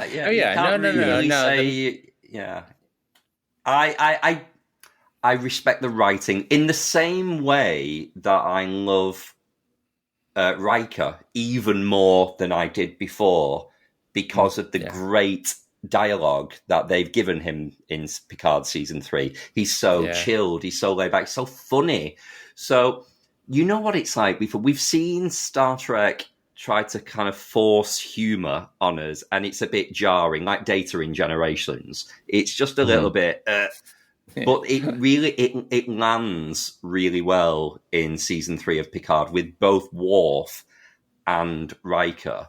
But what I will say has tempered my kind of hating on Worf is the fact that they've paired him with Raffi. Oh my God. Because I think Raffi is a horrible character. I hate Raffi. And the thing is, like, Michelle Hurd, she's fine. I don't think she's like the best actress. This is like me opinionating. But I do think that Michael Dorn makes Michelle Hurd a better actress. And I think the two of them together work really well. Because, like, remember, Mike, that first episode of season 3 when Michelle Hurd is basically acting by herself and she's acting with a view screen? And we this is terrible. Like, this is, like, the most awful acting. I was like, this is awful acting. Like, she's just over-emoting because she's the only actress, like, in the room. And she literally needs to, like, just talk to a view screen. I mean, I blame the writing on that, you know, and also kind of the setup again. And she's also over-emotive. She's so over-emotive. But once Michael Dorn arrives, like, I don't know, something about maybe his presence, like, just balances her out, and they just have really good chemistry. I don't know what it is. Like, so I will, you know, before your listener count drops after all your Raffi, right. I will counter that by saying I adore both Raffi and Michelle Hurd. I think I was talking to someone who said, "Oh, she suddenly got really good in season 3." I was like, "She was good in season 2." I love her. I've got the only thing I will say, she cancelled on the cruise this year. I was really looking forward to meeting her, and she didn't go. So that'll be my Raffi bashing for the week. But I'll meet her next year. But I love the character and the kind of almost like she's the straight person with Worf as the kind of the comedy stooge this year. It's just beautiful. And yeah, so Worf with Deanna at the end of TNG, I don't know what the hell that was about. It shouldn't have happened. It was ridiculous. The biggest controversial opinion is that my favourite Star Trek character in all of the franchise is Jadzia Dax, and they bloody put her with Worf and ruined the character. Yeah, you did. Oh yeah, you mentioned that. I don't feel they ruined Jadzia's character. They did. But, like, how do you feel? How do you feel they ruined Jadzia's character exactly by pairing her with Worf? They tried to make her a stay-at-home mum who just wants to have kids and settle down. I like the beauty of Jadzia Dax is the fact that she is so smart, so experienced, so wise, but is a young party animal at heart. So she's everything that I aspire to as a role model. And then I just didn't like the direction that her character went in when Worf came. I'll have to pay more attention to that on my on yours. I'm in the middle. I'm towards the end of season 6 rewatch right now, but you know, I love Jadzia, which is why our Trexperts quiz was Kira and Jadzia. So I'm a huge fan of hers, and I was devastated. So both of you did not join sort of Next Generation until like season 3, season 4-ish. I joined at season 1, but I only got it when you got season 3 and 4. Oh, okay. Yeah, Kelvin started with season 1. So I fell in love with Tasha Yar right from the beginning. So I've seen 2 characters killed in Star Trek that really meant a lot to me. Tasha Yar mid season 1, and then Jadzia Dax at the end of season 6. And I still feel really, I can't really watch that without tearing up and being really upset at all of the behind the scenes shenanigans that brought that about. But I love Terry Farrell, and so I'll have to pay attention to it. But I don't think I ever felt like loved her character less when she got together with Worf, because I don't know. I think she brought from my memories, and again, this is a while ago. She kind of calmed him down a little bit. Softened him a little bit, but he tried to control her. Terrible. Yeah, the Ricer episode where he is just trying to. Oh, he was a total jerk. He's awful. He was a total jerk. Trying to control her, telling her to kind of stop embarrassing me. Put your clothes on. Terrible, awful example to a relationship. But I think he was also dealing with. He has a lot of baggage too. I think that's what came out of the Riser episode. Right, it's been a minute, but it was like he had to kind of admit that he has all these problems too. Stop making excuses for him. Okay. All right. Well, there's so much else to talk about in season. Go ahead. Just finishing off though with that. So I said Deanna and Worf, no. Jadzia and Worf, no. But if they put together in a romantic relationship, Raffi with Worf, I would be all for that, and I think that would be great. I don't think we're going to get there in these 2 episodes that are left, but I would be here for that. Oh, interesting. Okay. Yeah, I don't think I can't imagine that they're going to squeeze that in, but there is a great chemistry, and if you watch the Ready Room episode, you can see chemistry even with the actors when Will Wheaton interviews them. Well, there's so much else to talk about. We're up to episode 8. We're a few days away from the final 2, which are directed by Terry Matalas. I don't know if he wrote them as well. I'm guessing probably he did. Oh, I didn't know he directed both of them. That's cool. Yeah, he's directing the last 2 episodes. So this is literally going to be there are surprises. There are, he's a huge fan of this crew and this cast. So I think and he said, that this is a great setup for a follow-up series, perhaps Star Trek Legacy. But so we're up to episode 8. What are your thoughts on this season so far? What are some of the standouts? And we can kind of we've gotten the Worf Raffi over it. Let's talk about Space Mom and the Admiral and it's for it to just be so good, and then you just watch an episode, you think, how can they top that? And then the episode the week after is even better. It is just, it's blowing my mind. I'm really annoyed that this is season 3. It's like, this is what we wanted. God. This is what we wanted from season 1. And you stick it up your ass, Patrick Stewart, saying, I don't want a reunion. It has to be about the story. Well, right. We want a reunion, and actually you're quite enjoying it yourself. So, wind your neck in and get back to 2017 and start. You should have done it from then. So that's the annoying bit, the fact that we're rationing the episodes out now because we don't want it to end. But there's just so much. Terry Matalas, he deserves some, I don't know what award would be big enough to bestow upon him for gifting us this season. He's so good.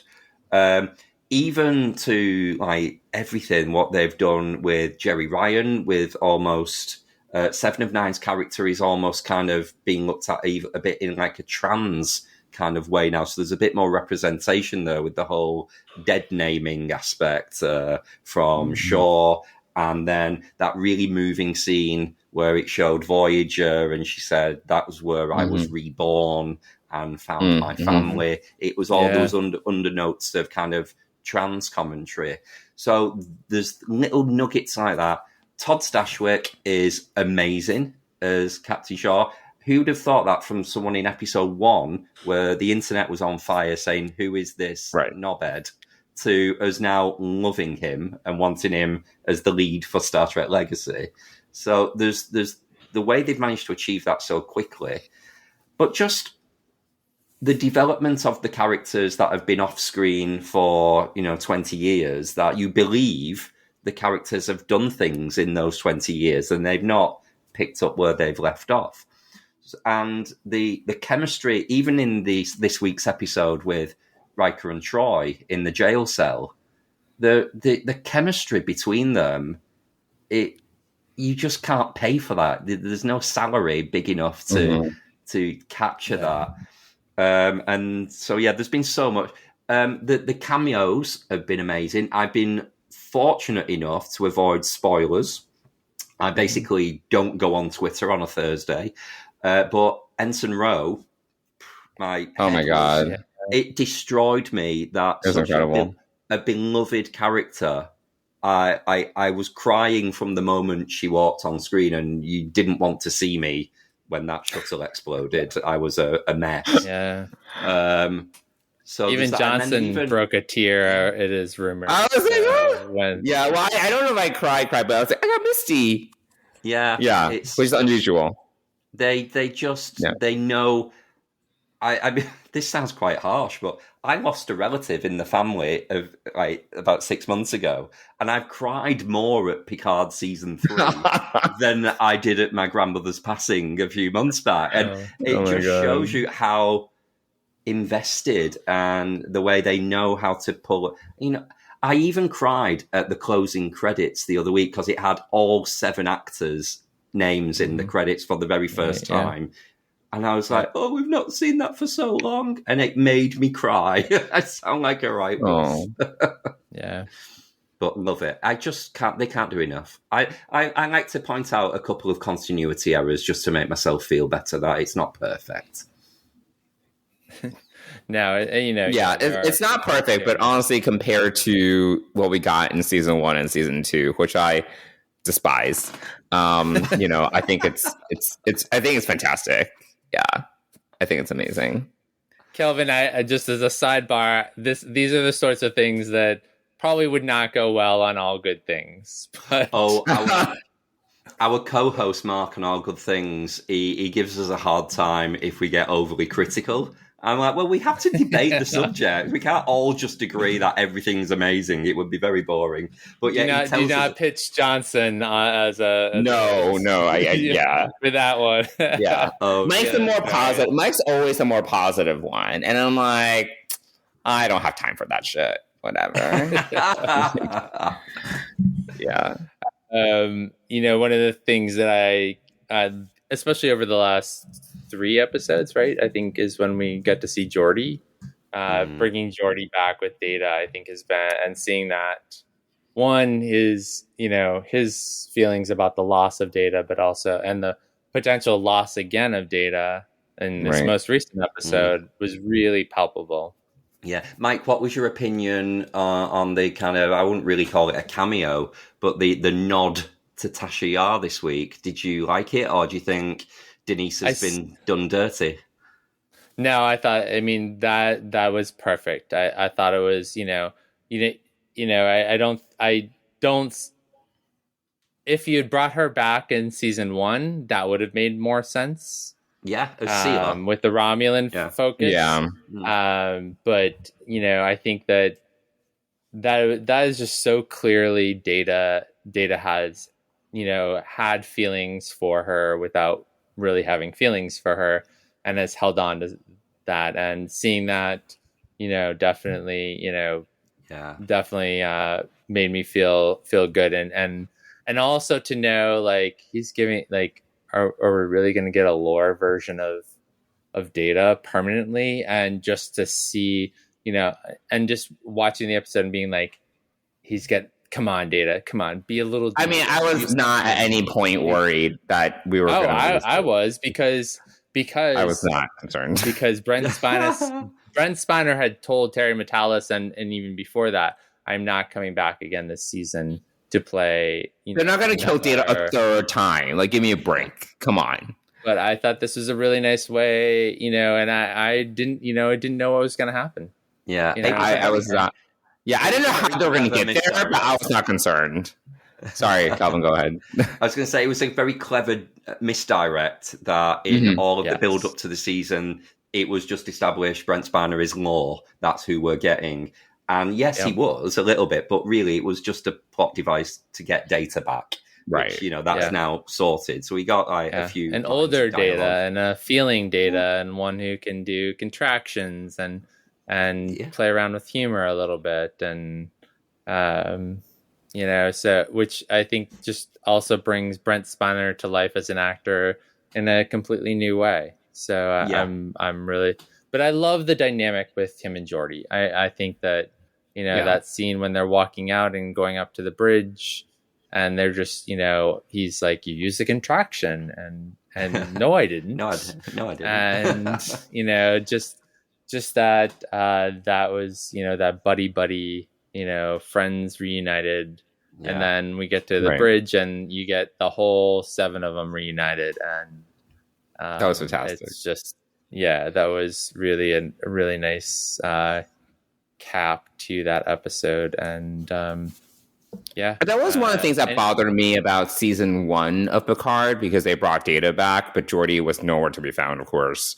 And I feel that they had to kind of almost go back and be like, oh yeah, like the Data and Picard had this like friendship, which I don't, like Data and Geordi have been besties for decades, and then I just feel that in season 1 of Picard, they really had to almost shoehorn like that Data and Picard had this like friendship in place of Geordi. Geordi, again, was nowhere to be found.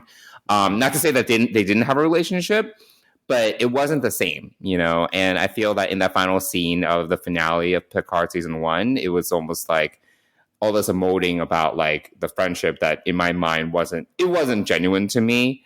Not to say, of course, Data sacrificed himself for Picard in Nemesis. We know that, but it didn't really resonate with me because they didn't have that kind of friendship. Yeah, I saw it more of like your work. I know it's more than work, but Picard was Data's boss, and there was the almost like the Seven and Janeway relationship of Picard was teaching Data how to be more human, which is it's a mentor, a mentor / manager relationship, whereas Geordi is a peer. He's equal, and it's a true friendship. So yeah, no, I'm with you on that. And when they tried to shoehorn a bit of love into it, and it's like they had to make out that Picard should have told Data that he loved him, and I thought, "Whoa, this seems a bit weird." I didn't get that at the end of season 1. It was strange, a bit forced.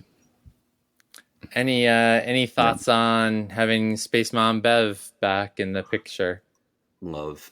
Now, I can't profess that I love Beverly Crusher as much as my good friend Christos does, who's formed an entire podcast just around him wanting to tell everyone how much he loves Beverly Crusher. But I'm so happy with what they've given Gates to work with in terms of the, she's in all 10 episodes. She is central to the storyline for the season. I'm not sure where I stand on that kind of decision of the character to, cut everyone off and disappear. It just seems like if there was some dialogue in the next 2 episodes where she says, "You know what, I've made a mistake. I shouldn't have done that." I might be all right with it, but it just seemed really stupid. I don't get it. I don't understand why she would have done it. So, but I think that's what we've seen on screen. Yeah, I think that's one of the big mysteries. Yeah, that's a big mystery still for this season, and whether we'll get an answer or not. And I'm sort of afraid of a potential answer, so we'll kind of see where that plays out. But I'm hoping that that's not the case. I'm hoping it was just a bad, I'm going to protect my son, and I'm walking away from this and anything that could potentially harm him. And, no matter, I'm hoping that that's all there is to this, but I'm also worried that there's something. Yeah, I feel there's something else, like, because we talked about this on our last recording too, where Gates was like, yeah, let's wait until, because she understood the discourse about it, but she was like, let's wait until the season's over. And I was like, okay, I feel there's like something more to come. And I feel there's a lot of questions about now, like Jack's parentage, like, is he fully human? Like, all these questions. So he's a Borg baby. Borg baby. He could be a Borg baby. I don't, like this like aromatic syndrome thing. I'm like, this is fascinating. Like, I'm very, very curious. Yeah. Very curious as to where they take it. Like, but well, and apparently it's shocking enough that they gave us the preview on the Ready Room. So Deanna is very shocked. Wait, what are you talking about? There was a clip from next week where Deanna runs off. Yeah, Deanna. What? Deanna. Oh yeah, you don't watch the Ready Room. You need to. I don't watch the Ready Room. Go watch the Ready Room. So even Deanna is scared by what she finds behind the red door. So yes. What? Yep. Oh, okay. Now I actually know something that Johnson doesn't. Well, I don't watch the Ready Room. This is the thing. Perhaps this is a first, but So, all right. So, we just got Marina sort of back into the end of the season, and you've already talked. Like, I think that I agree with you. The dynamic between her and Riker are just incredible. I mean, we get to see her on New York Comic Con stage, and she is just outrageous. Put her on a panel, and she's just outrageous. So, if she ever goes on a cruise, I think that'll be most interesting for you. She was there this year. She was. Yeah. She was. She was. And someone asked a question in the audience, and they said, Gates is front and center, wielding a phaser rifle. When are we going to get these big scenes with Troy? And she just said, "Oh, don't hold your breath."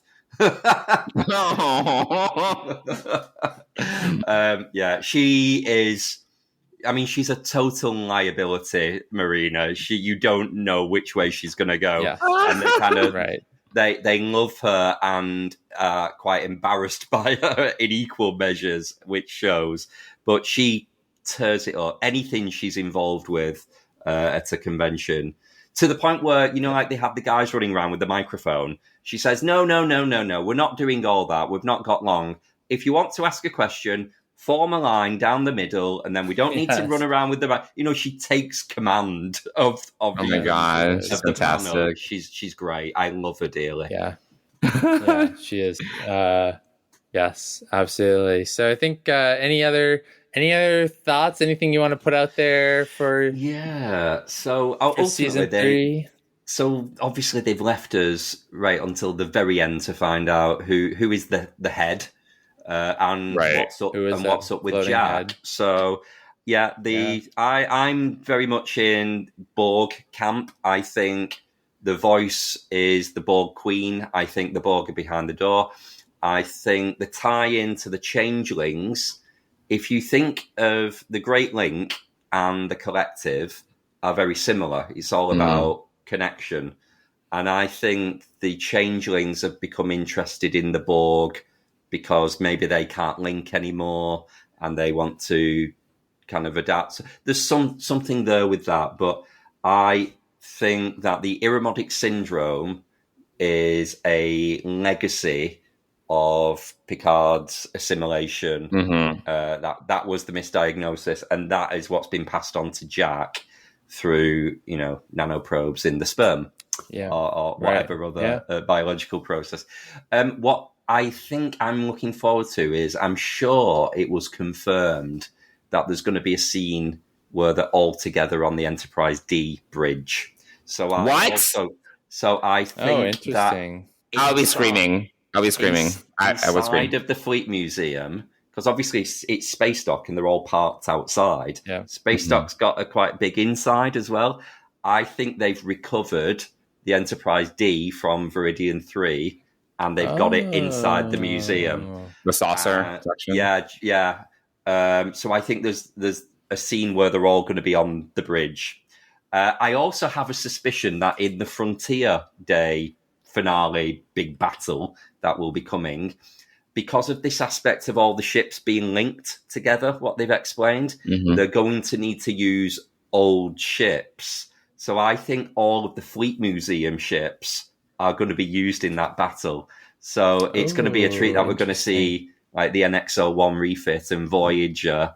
Yeah, I don't think we're going to get the bridges of all. That'll be too much money. No. That'll just be external shots. External shots, CGI. Yeah, that'd be cool. I think that they're my kind of... I don't know if that's me just projecting my fanboy theories or whether it will happen, but that's kind of what I'm hoping we get.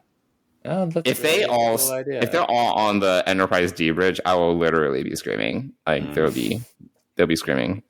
No, I like it. I support where this could potentially go. But yeah, no, I love the season. I love how it has really invigorated a lot of this conversation and our excitement for like the CNG crew that we haven't gotten or should have gotten.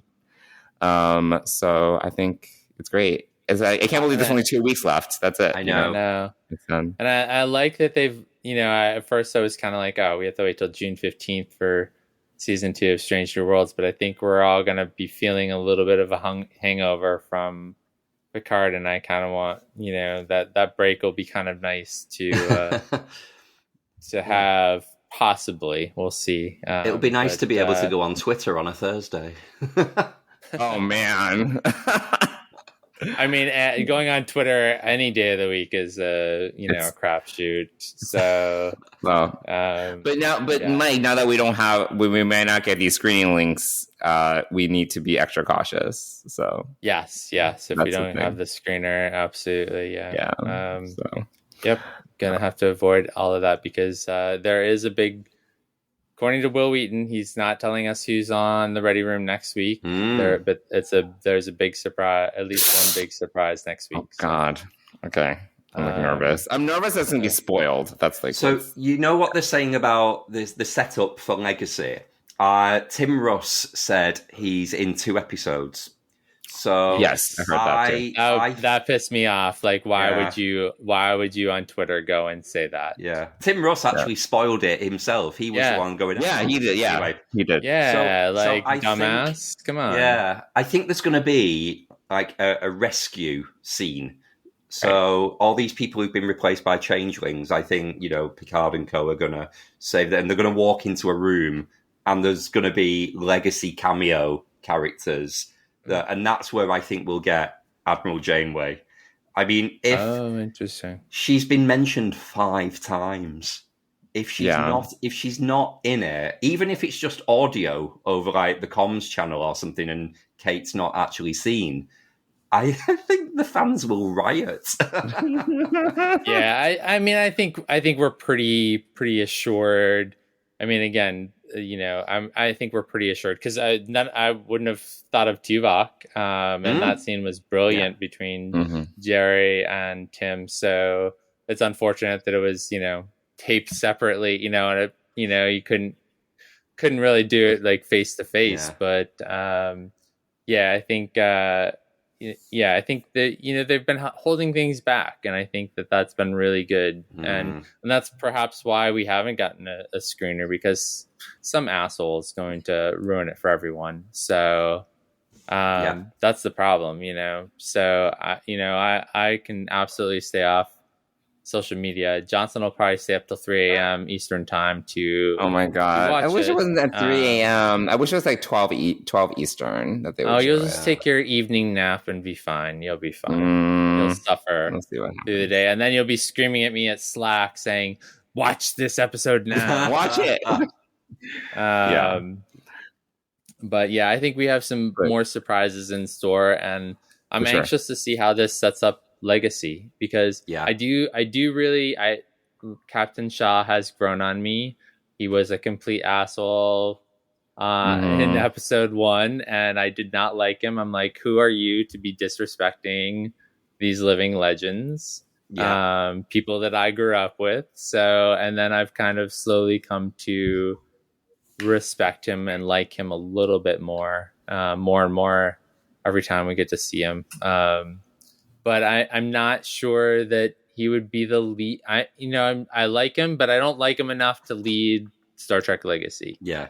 Do you think they're going to kill any of the Legacy characters? Do you think there's going to be a shock death?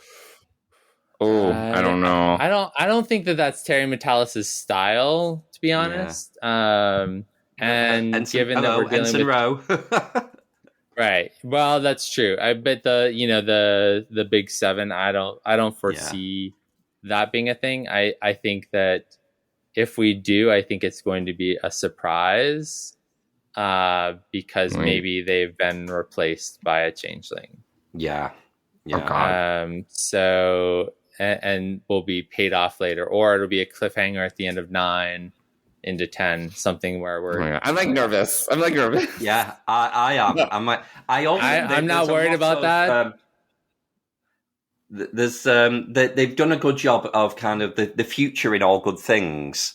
There's been a few things sprinkled through that have kind of happened in this timeline as well, and I'm worried that they kind of do the whole.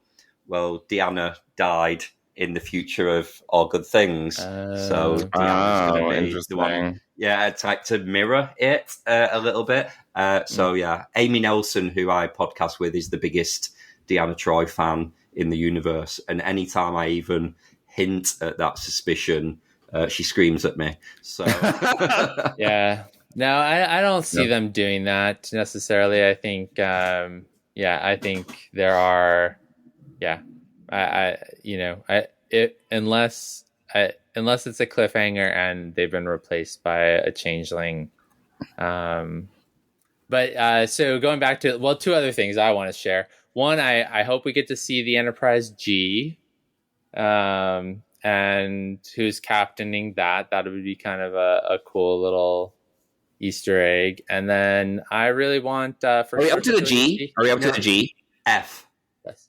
No, so the F is being retired. So someone did a screen grab of Raffi's screen in either episode 1 or 2, and with all those news articles up, and one of them is that the F is being retired after, it's 20 years old. The F is 20 years old or whatever, and after a recent mission was greatly damaged and is now, is going to be decommissioned. So it's one of the articles on when she was gathering all of her data and whatnot. Or the timing makes sense. The timing makes sense. The D only lasted like 7 years. So yeah, but that would kind of then imply that the E didn't really see much action after Nemesis. Then with I don't know what the timeline. It was established that Worf was the captain of the E. Was that? That's right. Yeah. That's right. It was. But the F was part of Star Trek Online's creation, I think. So STO is another thing. I don't know. We'll see. Yeah, maybe. But I'm hoping that we get to see the next iteration, and then my hope is for Legacy that we get that it's led by Jerry Ryan. Like she becomes the captain of whatever ship, either the Titan or another ship, and we get to see her and this Legacy crew. Yeah, so I feel she would definitely be like on the Legacy show if it happens. Yeah. Well, wasn't Terry Metalis her assistant? I know obviously he worked on Voyager as like a runner or something, very junior role. But I don't know if he just got close to Jerry as a friend over the years that followed, or whether he was part of her production team. So basically, I think that the relationship that is there between Terry and Jerry would almost guarantee her. Not to say there's too much nepotism, but it would pretty much guarantee her a senior place at that conference table, put it that way. Yeah, I think it would be great to have her and all these younger kids, and doing the next generation. Yeah. But we'll see. Cool. All right. Well, it's almost 11 your time, Kelvin. So again, want to be respectful of your time zone. We talked through a lot. Where can our listeners find you? Oh, right. So you can find me over on Facebook in the BQN Collective Facebook group, which is the group for all of the BQN's podcasts. Or you can find me on Twitter and or Instagram at Kelvin's Timeline. Cool. Very, very cool handle you've got there. Yeah. It's a nice handle. Good job. Yeah, good job. Well, thanks so much for being with us. We really appreciate you coming on. It's been a great discussion. We look forward to meeting you in the future sometime. Maybe in person or something. Absolutely. Fantastic. Thank you so much for inviting me. It's been really fun just shooting the code and getting our opinions out and all the speculation. So, I've really enjoyed it. Thank you so much for asking me on. Absolutely. Cool. Thanks a lot, Kelvin. We want to take a moment and thank our sponsor, Fansets, for being the premier sponsor of Deep Space Pride and the Trek Geeks Podcast Network.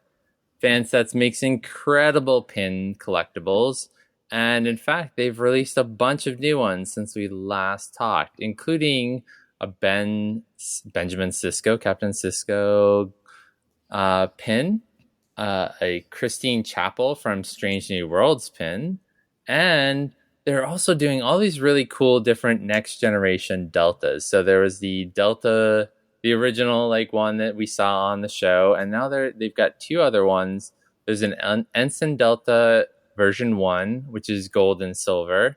And now they have a silver magnet and pin for, it's called Ensign Delta version 2. Now, I don't remember. Wait, are these canon? Are these like real? I don't know. I mean, they're obviously approved by, they get approved. So by CBS or / Paramount Plus, whatever the company now is named. Whatever they're called. Whatever they're called. Yeah, so I don't know. Now, I haven't watched Next Gen in a long time. Now I'm just curious. I don't know. We never noticed that the pins on the ensigns were different. So, I wonder if that would have been in the Lower Decks episode, maybe. But I really think we would have noticed that. But anyway, they're really cool. I mean, the silver on silver is actually really cool. I like that. The obviously I have the traditional one, and then they inverted the traditional one and did a gold delta on a silver background. So these are really cool. Okay. Yeah. So, and they also have included a Voyager 29th Century Time delta pin, which is a sideway one, which I don't really remember, but I knew they were different. So, yeah. Really cool stuff. Cool. So head on over to fansets.com. Look at the new releases. You can go to the fan shop there and select new releases. You'll see all the latest releases, or you can do it by series or other pins. Really cool collectibles. Also, really a great team behind Fansets who are super fans like us. Really put care and quality into designing all of these pins. So give them the support. Head on over to fansets.com. Put a bunch of pins in your cart. Two things. If you spend over $30, and let me tell you, that's really easy to do. You're going to get free shipping in the US. And if you use the code TrekGeeks, all one word, you're going to get 10% off your order. And we want to thank Fansets for being the premier sponsor of Deep Space Pride and the Trek Geeks Podcast Network. Thanks, Fansets. So, Johnson, tell our listeners how they can get in touch with us and tell us what they think about. Yeah, definitely. We would love to hear from you. If you want to reach us on social media, you can reach us on Twitter and Instagram at DSpacePride, or you can shoot us an email at dspacepride@gmail.com. And let us know if you all have any guests that you would like us to have on in the future, and we will take it into consideration. Yeah, absolutely. Cool. So, well, here we are. We're 2 weeks away from the Picard. I know. And then, wait, when does Strange New Worlds come out again? June? July? What? June 15th. God, will I still be alive? Well, now you have a reason to live. Okay. To see Daddy Pike. It's really far. Because now we're getting... Okay, so we're getting that. We're getting Lower Decks. And did they confirm dates, or is it just August as usual? So late summer, I think, for Lower Decks, which I think is pretty standard now. That's pretty standard. Yeah, it's usually August, July, August. Yeah. And then Prodigy in just winter. Yeah, I mean, well, yeah, whatever. I mean, is that so? Technically, that's December 22nd. I mean, winter is December. Yeah. So I don't know. And you know what? We didn't even, and we don't have to. I just want to give a great shout out to those fantastic. What do I want to call it? I don't know. Not releases, but the fantastic news announcements on First Contact Day, weren't they? Oh my God. Didn't they just blow everyone away? It's so amazing. So yeah, I feel that they should have just waited. I mean, unless they're trying to make the it internet so that agrees with us. I don't know if they want to make it less of a big deal or something on purpose. I don't know. It's absolutely illogical. Weird. No, it's illogical. It's yes. Weird is the least. I mean, they don't have to appropriate. They don't have to eventize it like they have in the past. Because, like in the past, they've done this whole thing, right? Like it's literally like a whole dog and pony show. It doesn't need to be that. They just save announcements and just wait a week or two and just have it on First Contact Day and just make it more special. Like they don't have I don't care about them having like an event in LA. Like they don't need to do that. But no, they don't need to do an event. But like a video that drops at like 12 Pacific, and that's 3 p.m. Eastern, and just announce these things with some sort of fanfare, and make a big deal of it. 15-minute web broadcast. It's not that hard to do. Yeah, because I work in marketing, as some of our listeners know, and it's all about generating buzz and conversation, right? So why don't you eventize it? Because you have these announcements. So just save them so that they drop all one time. So you create that conversation peak versus literally kind of no just planning around dribbling it out. Yeah, it's kind of odd.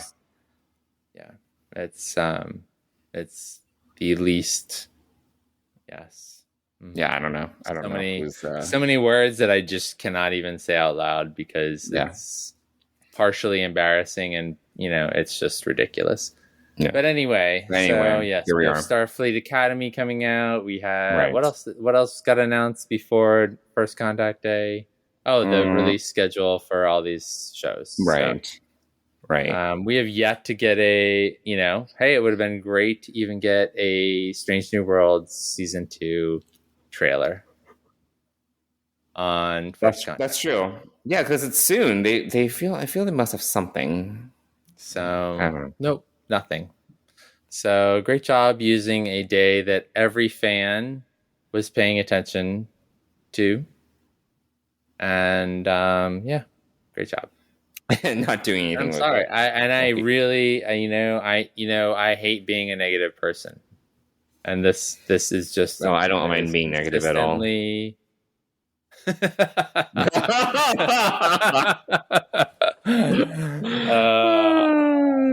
So one of us was just telling the truth and one of us wasn't. You get to decide, dear listeners.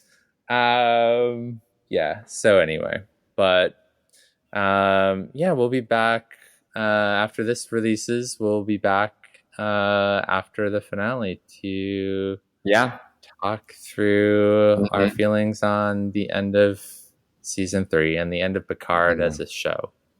I know, sad. So I'm like slightly spiteful that we didn't get this in earlier seasons, but here we are. So better late than never, I guess. I mean, here's hoping, but it's doubtful that this would happen. But that Patrick Stewart says, let's do another season. It's not gonna happen. No, there's no way. Yeah. Anyway, here we are. We are.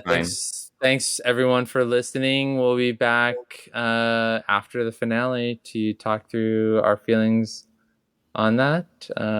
Hopefully we'll have a guest lined up to join us to discuss all that. And and then we'll look to the future. Look to Starfleet Academy. No, I'm kidding. Right. But thanks everyone for joining us, and we'll talk to you soon. Bye everyone.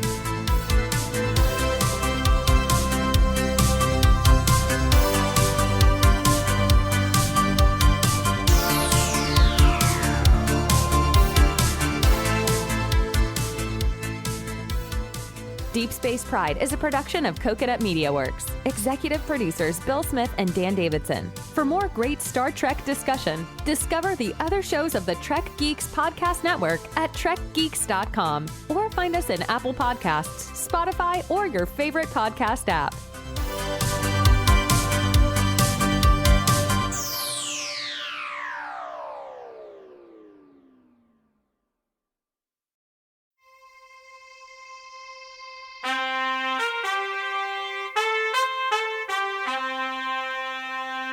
Coconut.